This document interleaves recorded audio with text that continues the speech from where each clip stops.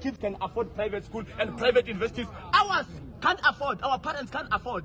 Our parents, even if they are teachers, they cannot afford to pay tax, my brother. They cannot afford to pay tax and still pay fees for 3 kids at varsities. That's how clueless that minister is and the whole department. We are going to advise here that if a parent has 3 kids, at least give them something. She must rather pay for one, but the other 2 must benefit for free from the state. Because my parent is a teacher, she's paying tax, and guess what that tax is doing? It's paying the fees of the neighbor, but she still has to pay my fees. And from 350 income, 100, my brother, 150 income of your salary, it makes your kid not qualify for NSFAS if you don't know.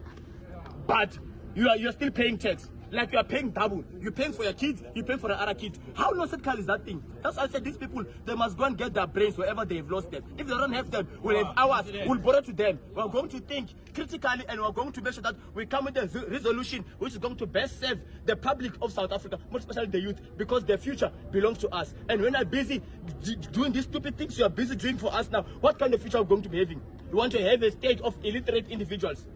Let's just submit.